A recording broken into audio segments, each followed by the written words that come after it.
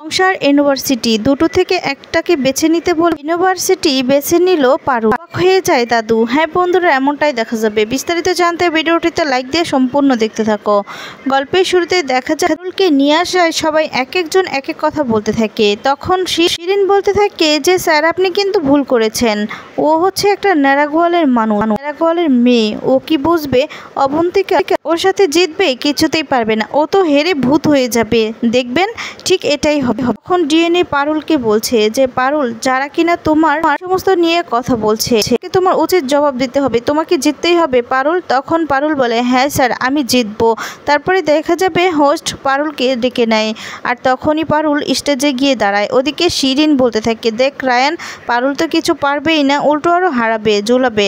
তখন রায়ান বলে হ্যাঁ স্যার তো এখন বুঝতে পারছে না, যখন ওই নেড়াগোয়ালের গাইয়া বুটটা ঝুলাবে না তখন বুঝতে পারবে।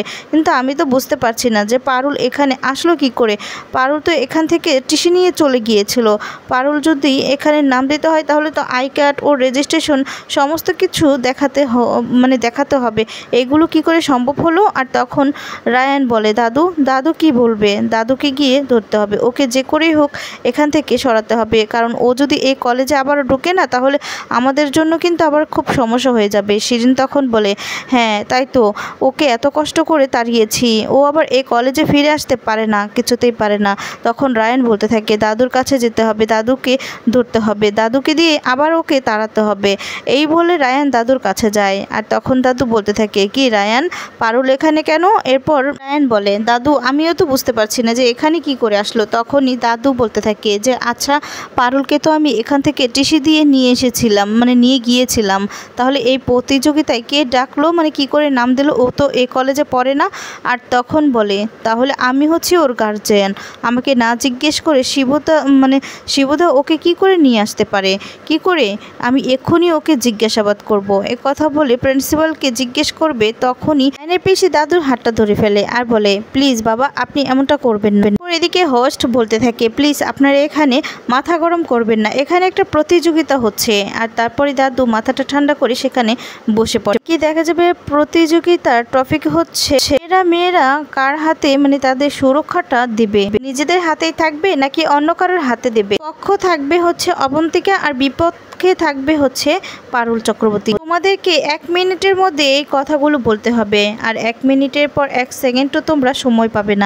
পারুল আর অবন্তিকা বলতে থাকে ঠিক আছে ম্যাম।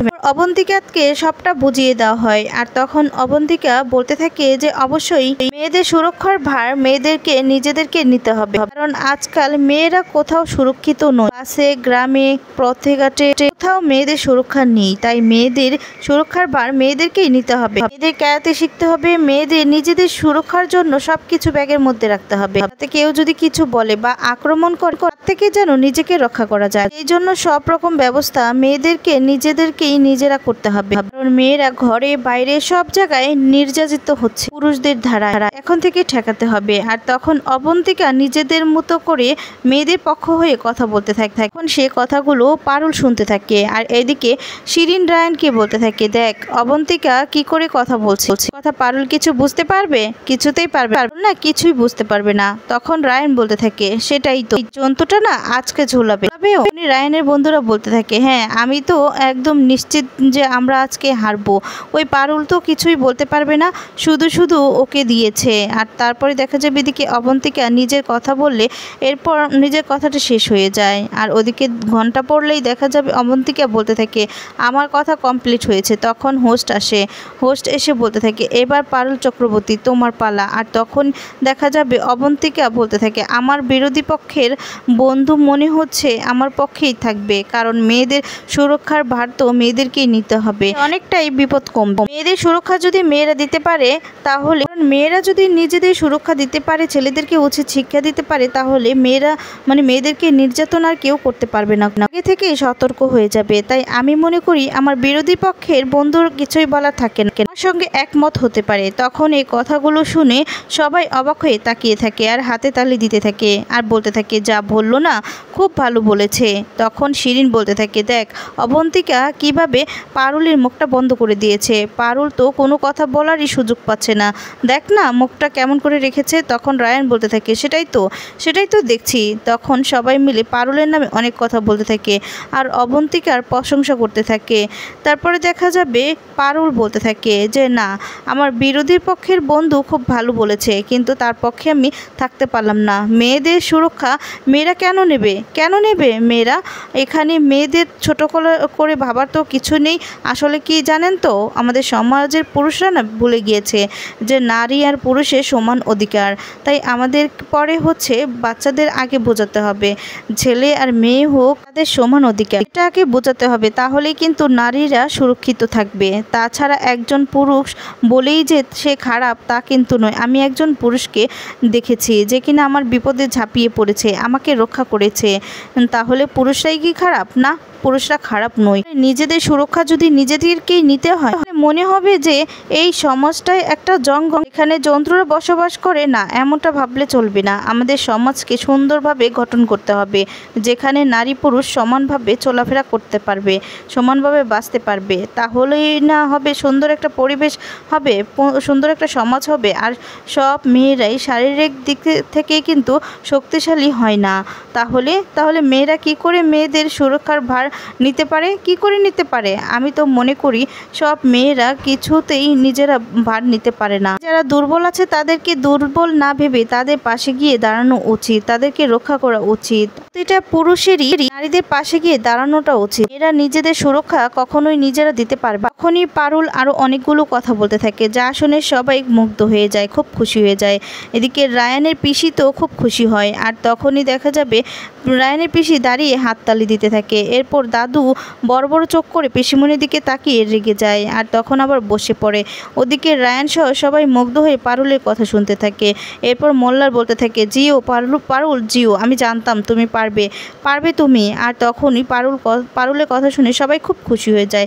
এরপর দেখা যাবে পারুলের বক্তব্য রেখে সবাইকে যখন নমস্কার বলে, তখন তো সবাই দাঁড়িয়ে হাতে তালি দিতে থাকে। আর তখন দেখা যাবে ব্র্যাকম্যান ইউনিভার্সিটির প্রিন্সিপাল বিরোধী পক্ষের প্রিন্সিপাল বলতে থাকে যে শিবদা, এতদিন পরে এমন একটা মেয়েকে কোথা থেকে নিয়ে আসলেন আপনি? শেষ মুহূর্তে এমন একটা বোম্বার্সকে আনলেন না, জেতার জন্য। যাক, খুব ভালো লাগলো। উনি প্রিন্সিপালকে সবাই খুব প্রশংসা করতে থাকে পারুলের জন্য। আর বলতে থাকে, সত্যি এই মেয়েটার বক্তব্য শুনে আমাদের মনটা জুড়িয়ে গেল। আসলেই তো আমরা এমনভাবে তলিয়ে কখনোই ভাবিনি, একটা মেয়ে এরকমভাবে তলিয়ে ভাবতে পারে, আমরা তো কোনোদিনও ভাবতে পারিনি। এদিকে রায়ানও খুব খুশি হয়ে যায়, দাঁড়িয়ে হাতে তালি দিতে থাকে আর বলতে থাকে, সত্যি আমি না কি বলবো শিরিন, আসলেই আমিও না এত সুন্দরভাবে বলতে পারতাম না। পারুল যতটা সুন্দর করে বলল, ব্যাপারটা গুছিয়ে বলল, সত্যি আমি বলতে পারতাম না। পারুল যে এত সুন্দর করে বলেছে তার জন্য প্রশংসা না করে না থাকতে পারছি না। তখনই দেখা যাবে শিরিন রেগে যায় আর রেগে গিয়ে নিজেকে সামলাতে না পেরে সেখান থেকে চলে যায়। ওদিকে দেখা যাবে অ্যানাউন্সমেন্ট হয়ে যায়, ব্র্যাকম্যান ইউনিভার্সিটিতে পারুল চক্রবর্তী জিতে যায় আর পারুলের হাতে তখন ট্রফি তুলে দেওয়া হয়। এদিকে দাদু তো খুবই রেগে যায়, রেগে গিয়ে বলতে থাকে, এটা কি করে হলো?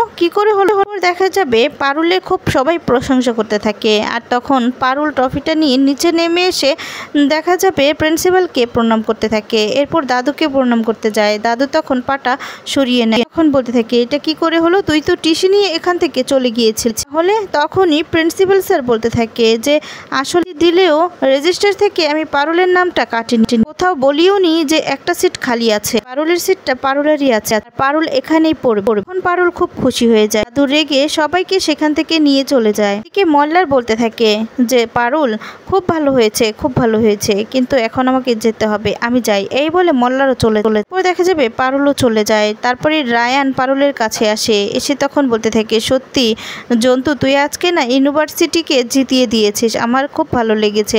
যা শুনে পারুল খুব খুশি হয়ে যায়। তারপরে দেখা যায় পরের দিন সকাল হতেই দাদু পারুলের কাছে আসে আর বলে, তুই এটা কি করে করলি পারুল? আর তখনই বলতে থাকে যে তুই আমার অনুমতি ছাড়াই ইউনিভার্সিটিতে আবার এসেছিস। আর তখন বলে, তোকে যদি এই ইউনিভার্সিটিতে পড়তে হয় তাহলে তো দিক থেকে একটা দিক বেছে নিতে হবে, নয় এই বসু পরিবার, এই সংসার, আর নয়তো তুই এই ইউনিভার্সিটি। আর তখন পারুল বলতে থাকে যে আমি সংসারের জন্য আমি আমার স্বপ্নটা জলে ঢেলে দিতে পারবো না দাদু, এটা আমার একটা স্বপ্ন, আমার স্বপ্ন আমি কিছুতেই এভাবে জলে ঢেলে দিতে পারবো না। আর তখন এ কথা বলে ইউনিভার্সিটির ভিতরে ঢুকে যায়, আর দাদু পারুলের কথা শুনে চমকে যায়। তো বন্ধুরা, শেষমেশে এবার কি হতে যাচ্ছে?